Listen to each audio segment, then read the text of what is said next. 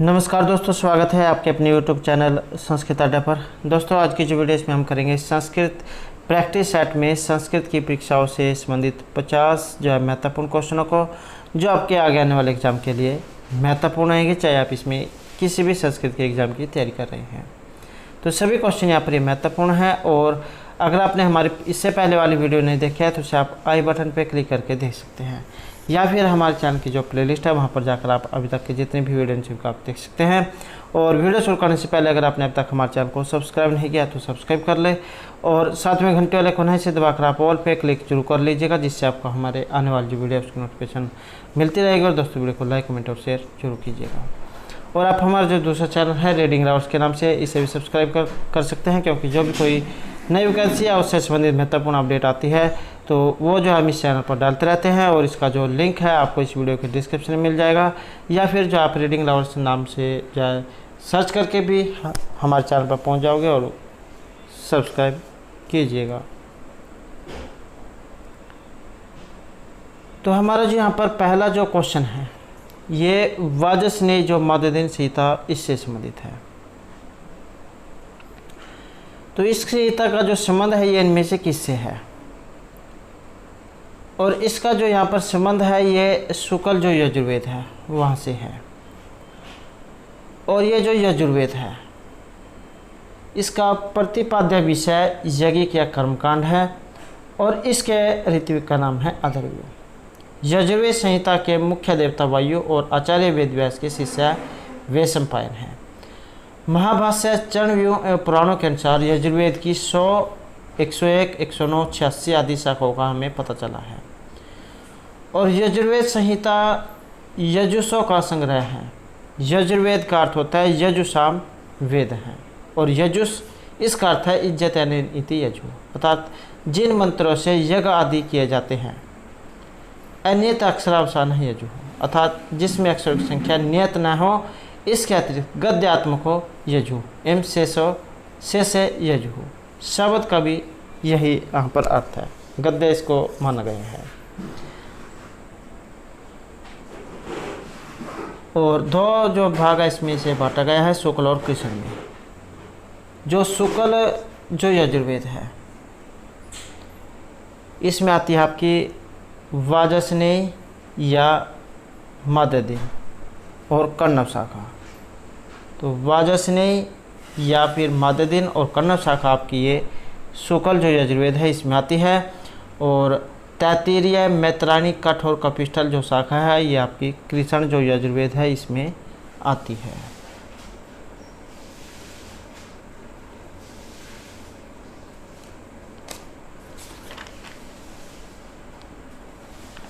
Next जो यहाँ पर क्वेश्चन आएगा, यह आपके वेद अपूर्व से है संति इति मतमस्ति। तो यहाँ पर जो वाक्य जो आया है ये किन का है, और यहाँ पर जिसका अर्थ जो है ये रहेगा ऑप्शन ए में। महर्षि दयानंद जो है इनके द्वारा ये कहा गया है, वेद अपूर्व से है। उन्होंने नारा दिया था वेदों की ओर चलो, तो आपने पढ़ा होगा। नेक्स्ट है वेतान श्रोत्र सूत्रम केन वेदेन से संबंधम अस्ति। वेतान जो श्रोत्र सूत्र है इनका संबंध किस वेद के साथ है, और इसका जो यहाँ पर संबंध है ये रहेगा आपको ऑप्शन सी में।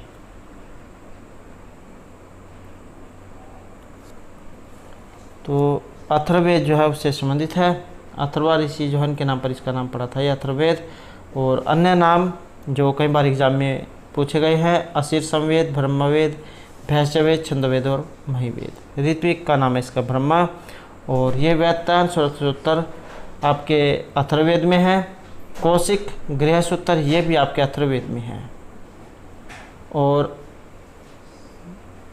गोपथ ब्राह्मण ये भी आपका अथर्ववेद में है। नेक्स्ट यहाँ पर क्वेश्चन आएगा, शयन पित्वे शून्य अग्नि सुपायन स्वन स्वस्ते। तो यहाँ पर ये मंत्र आया है, और इस मंत्र के यहाँ पर देवता कौन है, ये कहाँ से ये लिया गया है। तो यहाँ पर जो आंसर है हमारा रहेगा ऑप्शन बी, अग्नि जो सूक्त है वहाँ से ये लिया गया है। और अग्नि जो है 1.1 आपको इस तरीके से देखने को मिलेगा। ऋग्वेद के पहले मंडल का पहला सूक्त है ये अग्नि सूक्त। और ये जो यहाँ पर ये मंत्र जो आया है इसमें क्या कहा गया है कि हे ज्ञान स्वरूप परमेश्वर, जैसे पुत्र के लिए पिता, वैसे आप हमारे लिए उत्तम ज्ञान और सुख देने वाले हैं। आप हम लोगों को कल्याण के साथ सदा युक्त करें। जिस प्रकार पिता जो होता है वो अपने पुत्र की हर परिस्थिति में रक्षा करता है, उसी प्रकार आप भी जो हमारी रक्षा करें।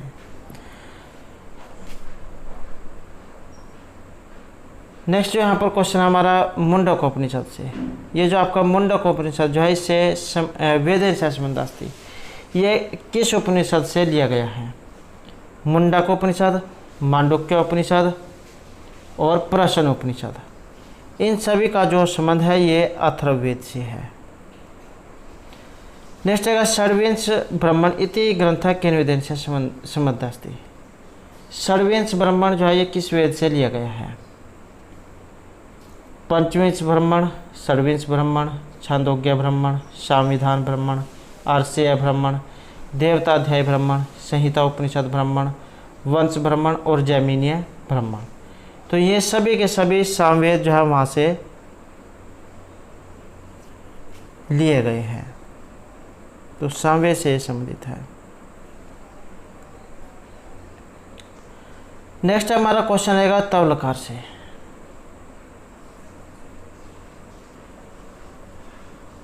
यहाँ पर ये तवलकार है, तवलकार। अरण्यकम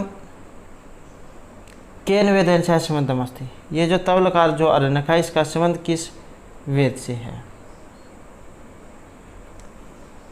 तवलकार अरण्यक और छांदोग्य अरण्यक, ये दो जो अरण्यक हैं ये आपके सामवेद जो है वहाँ से लिए गए हैं। तो ये दो हैं, तवलकार और छांदोग्य अरण्यक। अगला जो यहाँ पर क्वेश्चन है ये रहेगा आपका विश्वामित्र नदी संवाद सूक्त से। और ये जो विश्वामित्र नदी संवाद सूक्त है ये महत्वपूर्ण है क्योंकि एग्ज़ाम में इसके बारे में पूछा जाता है, या फिर इस प्रकार भी आपको देखने को मिल सकता है 3:33, अर्थात ऋग्वेद का जो तीसरा मंडल है इसका 33वां सूक्त है। ये कुल 13 इसमें मंत्र है। इस प्रकार भी आप याद रख सकते हैं। इन सभी में 3-3 आया है तो इसमें भी 3 है, 13। इस प्रकार से आप याद रख सकते हैं। और इसमें जो विश्वामित्र जो है स्तोत्री और विपाट जो नदियाँ हैं उनसे रास्ता देने के लिए प्रार्थना करते हैं। इन 13 सूक्तों में से इन 2 नदियों से प्रार्थना की गई है। तो इसके जो यहाँ पर ऋषि इनमें कौन है, और ये रहेगा आपको ऑप्शन भी यहाँ पर विश्वामित्र। नेक्स्ट हमारा क्वेश्चन रहेगा पुरूर्वा उर्वशी समास सूक्त से। ये जो यहाँ पर पुरूर्वा उर्वशी जो समास सूक्त आया है इसमें मंत्र, इसके बारे में भी आपको एग्जाम में इस प्रकार देखने को मिल सकता है 10-95, अर्थात 10वें मंडल का 95वां ये सूक्त है। और मंत्र इसमें कितने हैं? तो मंत्र की जो यहाँ पर संख्या है इसमें 18 मंत्र हैं। पुरूर्वा और उर्वशी जो इनकी प्रेम कथा इसमें दिखाई गई है। पुरूर्वा एक मनुष्य है और उर्वशी एक अप्सरा है। दोनों 4 साल तक इकट्ठे रहते हैं। उनका जो पुत्र भी हो जाता है, लेकिन शाप के कारण जो उर्वशी को वहाँ से जाना पड़ जाता है।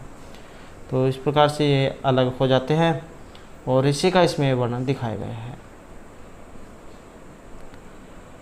नेक्स्ट यहाँ पर क्वेश्चन है हमारा सूची 1 जो है उसको 2 के साथ मिलान करना है। और मिलान करने में यहाँ पर माना गया है ऑप्शन डी को 3, 1, 2 और 4। तो इसको देख लेते हैं मिलान करके 3, 1, 2 और 4। तो यहाँ पर देख लेते हैं 3, 1, 2 और 4 में। तो ये जो आपका पहला जो यहाँ पर आया है यम-यमी संवाद सूक्त। यम-यमी संवाद सूक्त का संबंध है आपके ऋग्वेद के साथ। उसके बाद जो आया है यहाँ पर ये कठोपनिषद है। कठोपनिषद जो है ये आपके जो यजुर्वेद है इससे संबंधित है। कठोपनिषद, तैत्तिरीय, श्वेताश्वेतर, मैत्रायणी उपनिषद, तो ये सभी यजुर्वेद से है। यजुर्वेद में जो कृष्ण यजुर्वेद है। उसके बाद आ जाता है आपका ये लाटायन श्रोत्र सूत्र। ये श्रोत्र सूत्र जो है यहाँ पर माना गया है सामवेद में। लाटायन, द्राहयन, मशक सूत्र, खादिर और जैमिनीय, ये सभी सामवेद से संबंधित है। अब यहाँ पर बच गया है एक मुंडकोपनिषद, और इसका जो संबंध है ये आपके अथर्ववेद से है। प्रश्न उपनिषद, मुंडक और मांडुक्य उपनिषद, ये अथर्ववेद से संबंधित है।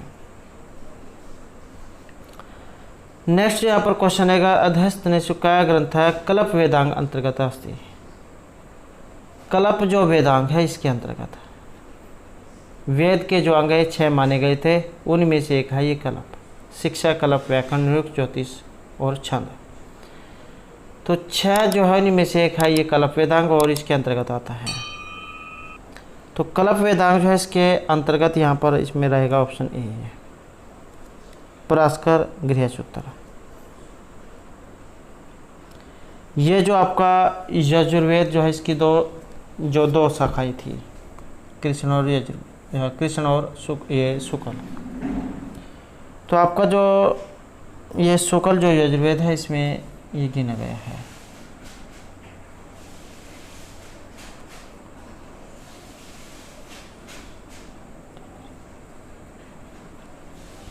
नेक्स्ट जो क्वेश्चन रहेगा अधोंकितेषु वेदांगम अस्ति। यहाँ पर वेद के अंग है।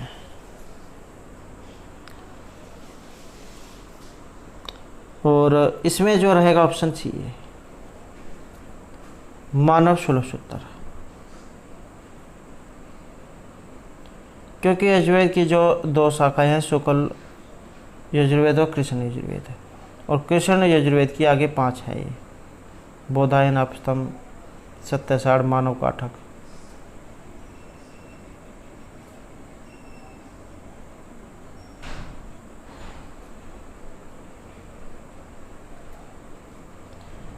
नेक्स्ट यहाँ पर हमारा क्वेश्चन है कारक से। तो अधिवस्ति वैकुंठम हरि, यहाँ पर जो ये कारक आया है इसका संबंध, और इसमें जो यहाँ पर सेंसर है हमारा रहेगा ऑप्शन ए में उप अनु अधि आंग वश, अर्थात वश धातु के पहले उप अनु अधि और आ, इनमें से अगर कोई उपसर्ग लगा हो। उपसर्ग क्या होते हैं? जो सुर में लगते हैं और प्रत्यय बाद में। तो ये उपसर्ग जो है जो सुर में लगते हैं, अगर ये सुर में लगा हो तो क्रिया का आधार कर्म होता है। जैसे यहाँ पर ये विष्णु वैकुंठम अधिवस्ति, ये है आपका जैसे वश धातु है, वश से पहले अधि लगा है तो ये आपका उपसर्ग है। उपसर्ग जो है इनकी संख्या 22 मानी गई है। अब ये जो अधि सुर में लगा है, अगर ये वश धातु से पहले इनमें से कोई भी हो, उप, अनु, अधि या फिर आ, ये कोई लगा हो तो वहाँ पर द्वितीय जो व्यक्ति है उसका प्रयोग होता है।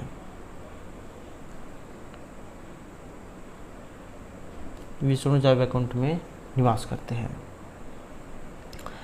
नेक्स्ट जो यहाँ पर क्वेश्चन है, ये भी कारक से संबंधित है। इत्थम बहुत लक्षण एक सूत्र है। इस सूत्र का यहाँ पर जो उदाहरण है कौन सा है?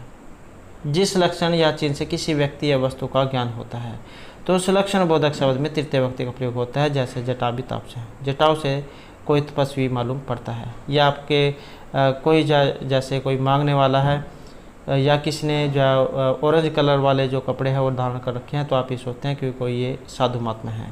तो इस प्रकार के जो उसके लक्षण जो दिखाई देते हैं, तो वही जो यहाँ पर ये बताया गया है कि ये जो लक्षण जो है इससे कि इसके बड़े बड़े बाल हैं, तो इससे मालूम पड़ता है कि ये कोई तपस्वी है। नेक्स्ट जो यहाँ पर क्वेश्चन आया है, ये आपका समास से संबंधित है। अधिगोपम जो यहाँ पर समास है, इत्यत्र अविभव समास कस्मिन् अर्थे भवति। यहाँ पर कई प्रकार से एग्जाम में आ सकता है ये क्वेश्चन। जैसे अधिगोपम है, इसमें समास कौन सा है? तो इसमें तो है ये आपका अविभव समास। और अविभव समास क्या होता है? इस समास के दोनों पदों में से प्रथम जो पद है ये अव्यय होता है, जबकि दूसरा पद संज्ञा, और यही दोनों मिलकर अव्यय हो जाते हैं। जैसे आपका अधिहरि या फिर अधिगोपम, ये अव्ययभाव समास के उदाहरण हैं।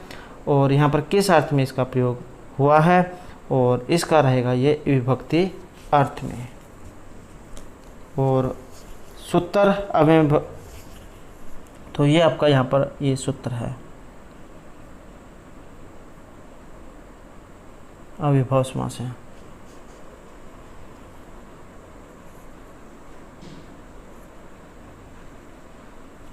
और इसका एग्ज़ाम में अगर वो लौकिक वगैरह या लौकिक वगैरह आ जाए तो अधिगोपम या लौकिक वगैरह जो रहेगा इसका गोपागी, और जो इसका अलौकिक वगैरह है ये रहेगा गोपागी अधिशो।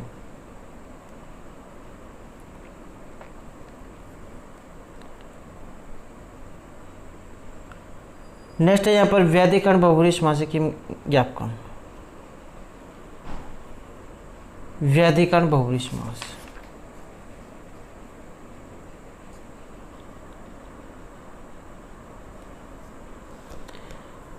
सप्तमी विशेषण बहुब्रीहि एक सूत्र है जो ये बहुब्रीहि समास करता है। इसके भी जो है ये दो प्रकार बताए गए हैं, समानाधिकरण और व्याधिकरण। तो ये जो व्याधिकरण जो बहुब्रीहि समास है ये आपने बताना है, और इसका रहेगा ये ऑप्शन सी में सप्तमी विशेषण बहुब्रीहि। समानाधिकरण का मतलब दोनों विभक्ति समान होगी, और व्याधिकरण का मतलब जिसमें दोनों विभक्ति अलग अलग होंगी।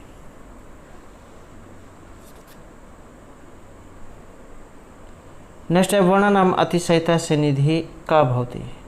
वर्णों के अत्यंत समीप होने पर जो संज्ञा होती है कौन सी होती है? वर्णनाम अतिशयता से निधि संहिता संज्ञा स्यात्। तो संहिता जो संज्ञा है ये आपकी होती है।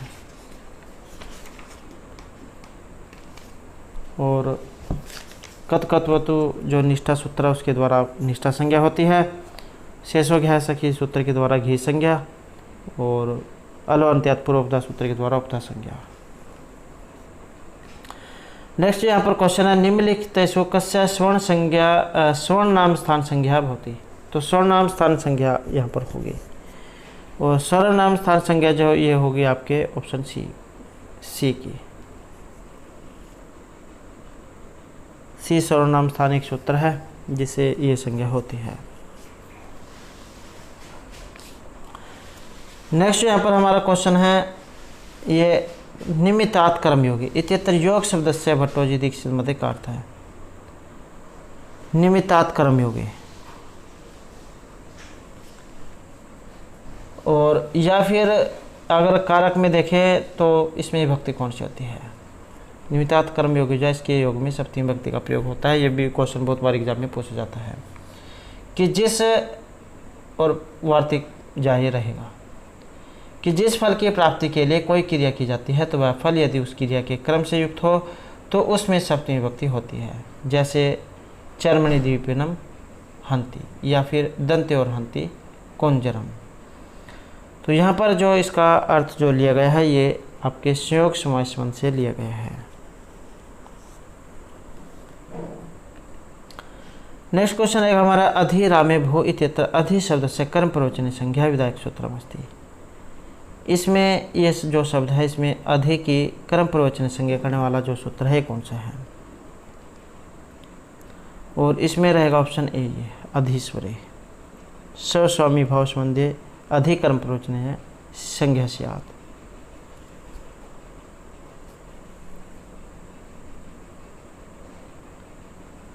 नेक्स्ट है का ध्वनि अघोष महापुराण अस्ति।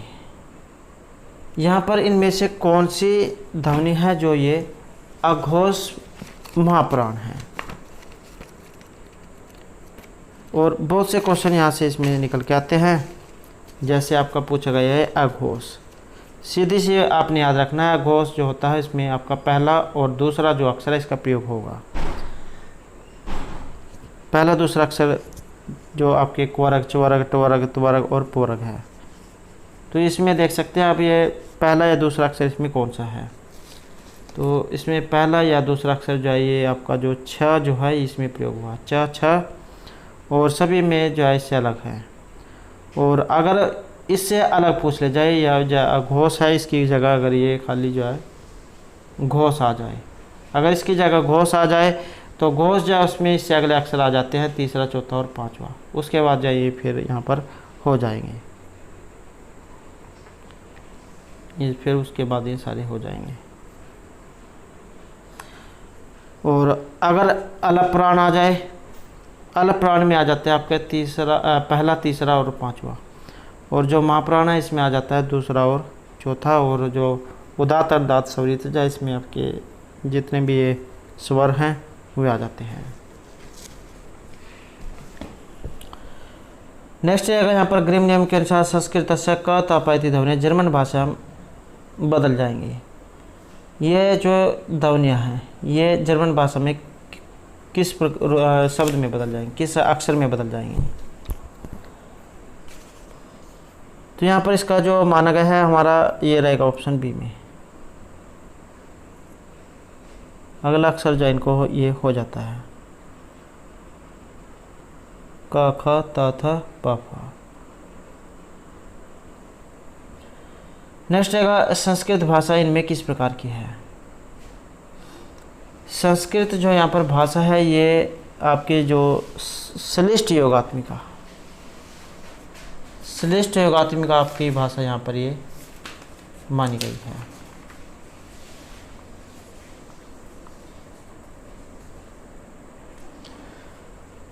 नेक्स्ट क्वेश्चन है हमारा ग्रीक भाषा से। ग्रीक भाषा कस्य भाषा परिवार से भाषा थी। ये जो यहाँ पर ग्रीक भाषा आई है किस भाषा परिवार से ये संबंधित है। संस्कृत, ग्रीक, लैटिन, अंग्रेजी, फ्रेंच, जर्मन, हिंदी, मराठी, गुजराती, पंजाबी, बंगला। तो ये सभी भारोपीय जो परिवार है उससे संबंधित है। नेक्स्ट जो यहाँ पर क्वेश्चन हमारा संस्कृत से शतम इति कृते केन्तुम इति अयम शब्द कस्याम भाषा में थे। शतम ये आप जो संस्कृत जो है उसमें शतम लिखा जाता है। और केन्तुम इति शब्द अयम कस्य भाषा में थे। और एक केन्तुम जो है इससे इसका संबंध बताना है। तो जैसे आप संस्कृत में शतम लिखते हो तो केंटु वर्ग में, और केंटुम जो वर्ग है इसमें आएगी आपके ऑप्शन ए ये लैटिन भाषा।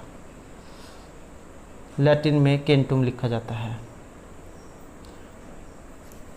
जो ये जो शतम जैसे हम 100 है, ये 100 को संस्कृत में हम शतम लिखेंगे, हिंदी में इसको 100 कहते हैं। ऐसे ही जो लैटिन भाषा है इसमें केंटुम। ग्रीक में हेक्टोन, जर्मनिक में हुंद, कैल्टिक में केत, तोखारी में कंद, आयरिश में कैद, और अंग्रेजी भाषा है उसमें आप 100 कहते हैं। नेक्स्ट क्वेश्चन रहेगा सिंधी भाषाएं विकास है कस्य भाषा प्राकृत भाषा है बहुत। सिंधी भाषा का विकास किस भाषा से हुआ है, किस प्राकृत भाषा से। ये अभवत जो है इसमें लंग लकार है, ये भी आपने याद रखना है, भू धातु। और किस प्राकृत भाषा से हुआ है, और इसका यहाँ पर माना गया ऑप्शन बी से पैशाची प्राकृत से। नेक्स्ट हमारा क्वेश्चन है सत कार्यवाचा सिद्धि कस्मात हेतु न भवति। तो किस कारण से यहाँ पर नहीं मानी गई है, और यह कारण है यहाँ पर ऑप्शन बी में सर्वसमात सर्वसंभवात। अपितु सत कार्यवाद की सिद्धि तो असद कारण और सक्त से शक्य कारणाद से होती है। अगला क्वेश्चन है प्रधान पुरुषों का धर्म समान है। इसमें धर्म समान है, और इसमें रहेगा ऑप्शन बी हेतुत्वम धर्म समान है। नेक्स्ट है अव्यक्तम कस्मात् हेतु हो कारण भवति। अव्यक्त यहाँ पर किस हेतु का कारण, मतलब क्या कारण है इसमें, और इसका जो यहाँ पर कारण है ये रहेगा ऑप्शन बी में परिणामत्व के कारण।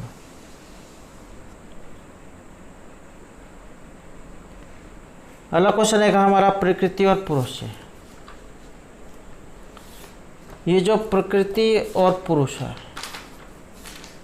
इनका संबंध किस प्रकार का है? ये जो सृष्टि की जो उत्पत्ति है,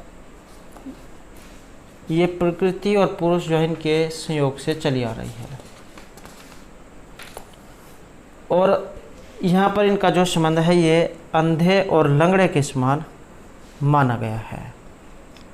तो ऑप्शन आएगा डी, पंगु अंधवत। और 25 तत्व जो इसमें माने गए हैं। पुरुष, प्रकृति, महत, अहंकार, ज्ञानेंद्रिया जो 5 मानी गई है, 5 कर्मेंद्रिया, और जो आपका उभयात्मक इंद्रिया माना गया है मन, और जो आपके शब्द, स्पर्श, रूप, रस, गंध, आकाश, वायु, अग्नि, जल, पृथ्वी। तो इन सभी को जो मिलाकर जो ये 25 तत्व हो जाते हैं। नेक्स्ट है यहाँ पर अध्यारोप से। ये जो अध्यारोप जो है ये क्या होता है? और यहाँ पर जो हमारा इसमें जो सी आंसर माना गया है ये रहेगा ऑप्शन डी में। वस्तु में अवस्तु का आरोप होना ही अध्यारोप है। जैसे आप किसी रस्सी को अंधेरे में सांप समझ लेते हैं।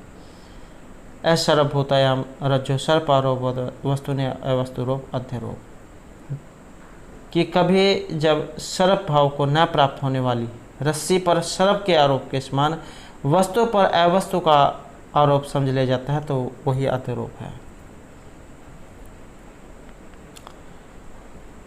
नेक्स्ट क्वेश्चन रहेगा यहाँ पर आवरण से। ये जो यहाँ पर आवरण आया है ये किसकी शक्ति है? और आवरण और विक्षेप ये 2 शक्तियाँ मानी गई हैं।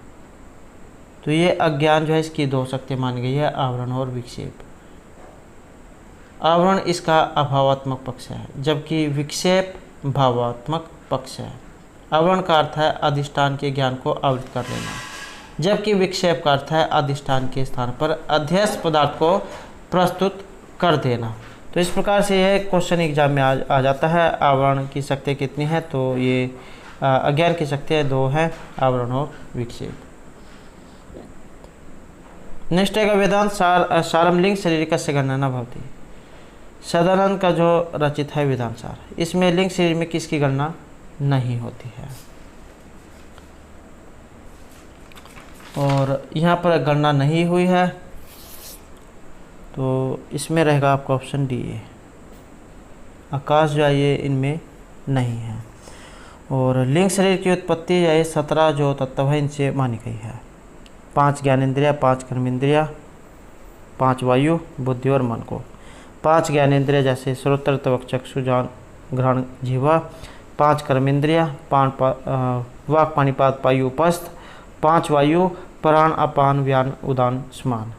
और बुद्धि और मन को मिलाकर ये 17 हो जाते हैं। नेक्स्ट क्वेश्चन है कि यहाँ पर गौतम सूत्र उक्त 16 पदार्थेषु कस्य पदार्थस्य निम्नलिखितेषु गण्यं नास्ति। तो 16 पदार्थों में से एक नहीं है गौतम सूत्र के अनुसार, और इनके अनुसार जो नहीं है तो इसमें रहेगा ये ऑप्शन बी, विशेष पदार्थ इनमें नहीं माना गया है। 16 पदार्थ कौन कौन से हैं? जैसे प्रमाण, प्रमेय, संशय, प्रयोजनम, दृष्टांत, सिद्धांत, अवयव, तर्क, निर्णय, वाद, जलप, विदंडा, हेत्वाभास, छलम, जाति और निग्रह स्थान। तो इस प्रकार से यहाँ पर ये 16 माने गए हैं। नेक्स्ट क्वेश्चन है हमारा मृत पिंड घटस्य कीदृशं कारणम उच्यते। मिट्टी का जो घड़ा होता है ये किस प्रकार का कारण यहाँ पर माना गया है? और मिट्टी का घड़ा जो है यहाँ पर ये समय कारण इसमें माना गया है। मृत पिंड घटस्य समय कारणम उच्यते। और समय, असमय और निमित्त कारण के भेद से ये 3 प्रकार का माना गया है। कारण का क्वेश्चन है ये। कारण 3 प्रकार का है, समय, असमय और निमित्त कारण। समय कारण क्या होता है? ये उस द्रव्य को कहा जाता है जिसके द्वारा कार्य का निर्माण होता है। जैसे मिट्टी घड़े का उपादान कारण है तथा सूत कपड़े का उपादान कारण कहा गया है, और उपादान कारण को ही समय कारण भी कहा जाता है।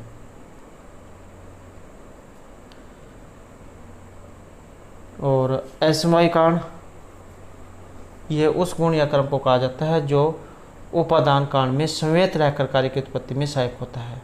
और कपड़े का निर्माण सूतों के संयोग से होता है, यही सूतों का संयोग कपड़े का असमवायी कांड है।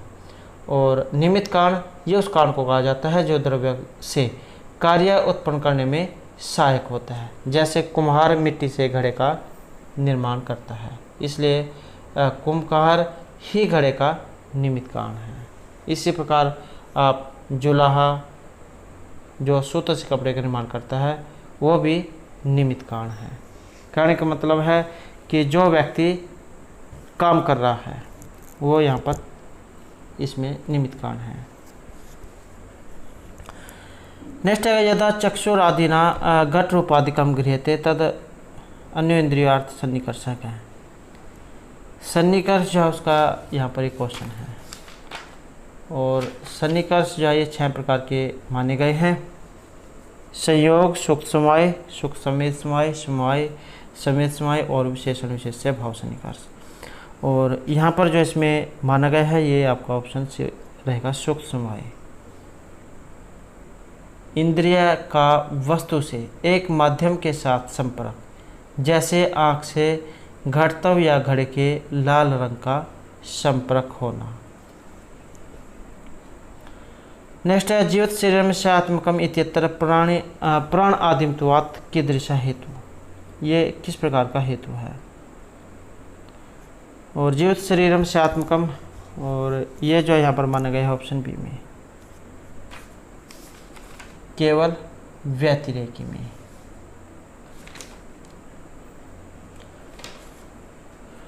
नेक्स्ट जो यहाँ पर क्वेश्चन है साध्य भाव साधकम हेतु अनंतरम यस्य वित्ते स हेतु आभास अन्नम भट्ट अनुसारण के नामना प्रोक्ता है। तो अन्नम भट्ट के अनुसार, और ये जो यहाँ पर कहा गया है इसमें रहेगा ऑप्शन ए, ये सत प्रतिपक्ष जैसे कहा गया है। और सत प्रतिपक्ष जो हेतुआभास है ये वहाँ उपस्थित होता है जहाँ किसी हेतु के द्वारा प्रमाणित साध्य को किसी अन्य हेतु के द्वारा असिद्ध किया जा सके, जैसे शब्द अमूर्त होने के कारण नित्य है और शब्द कार्य होने के कारण अनित्य है। नेक्स्ट है तर्क संग्रह है तर्क लक्षणम की मुक्तम। ये जो तर्क संग्रह है इसके अनुसार यहाँ पर तर्क का जो लक्षण है क्या है, और इसके अनुसार जो यहाँ पर लक्षण इसमें माना गया है ये रहेगा ऑप्शन बी में व्याप्य आरोपेण व्यापक रूप है।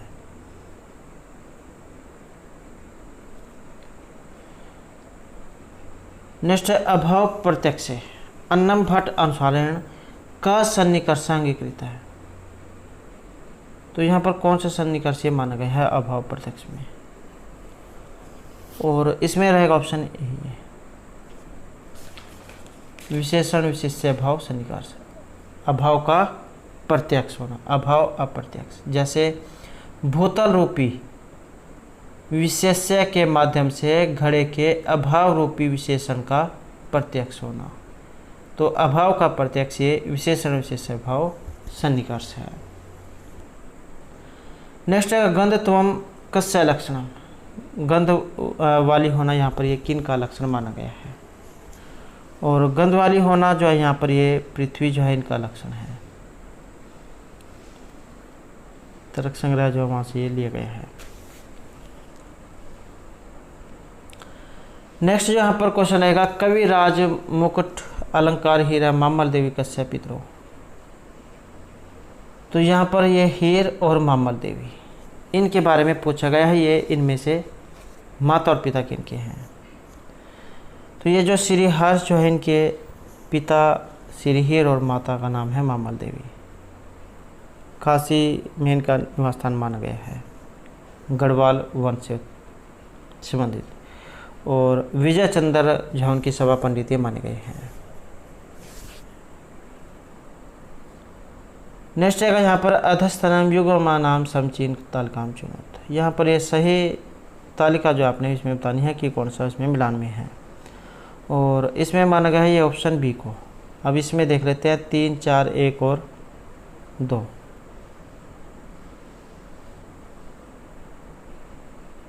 तो इसमें देख लेते हैं 3, 4, 1 और 2 को। तो यहाँ पर जो श्रीहर्ष है इनके द्वारा लिखी गई है नैषधीय चरितम,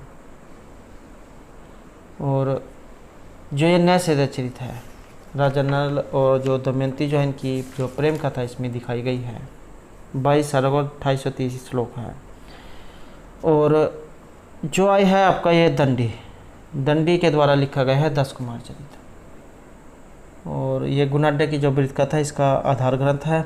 श्रृंगार रस इसमें रहेगा, और नायक और नायिका जो है इसमें राजवान और अवंती सुंदरी है, 3 खंडों में बटी हुई है। और महर्षि बाणभट्ट इनके द्वारा लिखा गया है हर्षचरित, और ये आख्यायिका है। 8 इसमें उच्छ्वास है।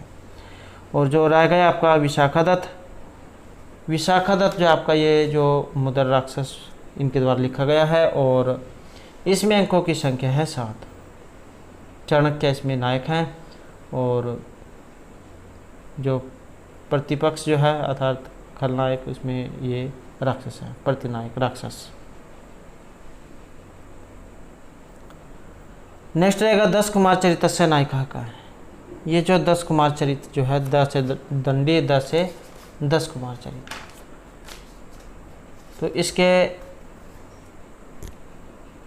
यहाँ पर नायक, और इसमें नायक है ये राजवाहन, और नायिका अवंती सुंदरी है।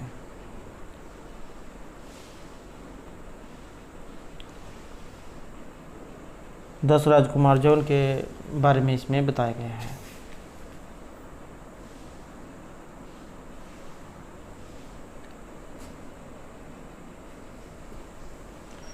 नेक्स्ट है विश्वनाथ मत अनुसार वीर रस है कथित है। ये जो आचार्य जो विश्वनाथ है इनके अनुसार रस कितने प्रकार का माना गया है, वीर रस, और इनके अनुसार माना गया है ये 4 प्रकार का। साहित्य दर्पण जो है इनके द्वारा लिखा गया है, और ये परिच्छेदों में है, 10 इसमें परिच्छेद हैं। नेक्स्ट है बृहत्तरे हम न गण्य थे, बृहत्तरी के अंतर्गत नहीं गिना गया है।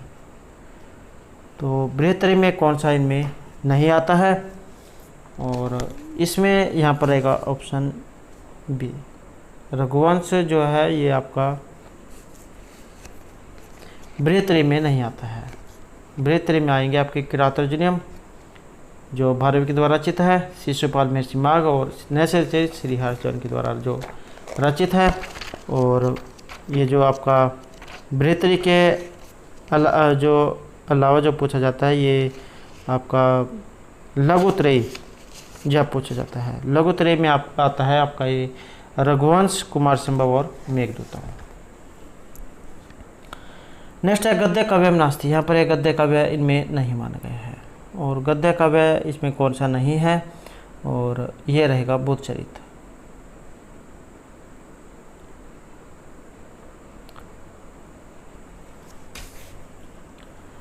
नेक्स्ट है केन कवि ने बौद्ध धर्म से प्रचारक काव्यानि लिखितानि। बौद्ध धर्म के प्रचार के लिए काव्य लिखा था, और ये जो आशुघोष है महर्षि आशुघोष जो है इनके द्वारा ये बुद्ध चरितम जो है लिखा गया है। बुद्ध चरित, सुंदरानंद और सारिपुत्र प्रकरण, ये तीनों जो आशुघोष है इनके द्वारा लिखे गए हैं। और ये जो यहाँ पर बुद्ध चरित है, बुद्ध चरित में यहाँ पर जो सर्ग जो है इनकी संख्या मानी गई है 28, और शांत जो रस है, शांत रस इसमें माना गया है।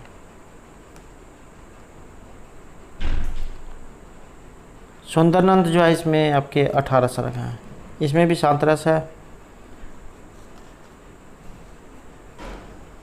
नेक्स्ट जो क्वेश्चन रहेगा नैषधीय चरित से। नैषधीय चरित में सर्गों की संख्या, आसान क्वेश्चन है, हमने बहुत बार जो है इसके बारे में पढ़ लिया है। और 22 जो है यहाँ पर इसमें ये माने गए हैं, तो ऑप्शन रहेगा ये बी। नेक्स्ट है किरातार्जुनीय महाकाव्य की जो कथा वस्तु ये ली गई है, और इसकी जो यहाँ पर कथा वस्तु है, इसका जो संबंध है ये रहेगा आपके ऑप्शन महाभारत से, और महाभारत के अंदर भी जो वन पर्व जो है वहाँ से संबंधित इसे माना गया है। 18 इसमें सर्ग, 1030 जो इसमें श्लोक हैं। 12वीं जो उनका अर्थ गौरव के लिए जाना जाता है, और बृहत्तरी जो है उसके अंतर्गत ये आता है। तो दोस्तों ये थे हमारा आज के यहाँ पर संस्कृत की परीक्षाओं के लिए कुछ महत्वपूर्ण क्वेश्चन जो आपके आगे आने वाले एग्जाम के लिए महत्वपूर्ण रहेंगे। और दोस्तों अगर आपने अभी तक हमारे चैनल को सब्सक्राइब नहीं किया तो सब्सक्राइब कर ले, और हमारे साथ अंत बनने के लिए धन्यवाद।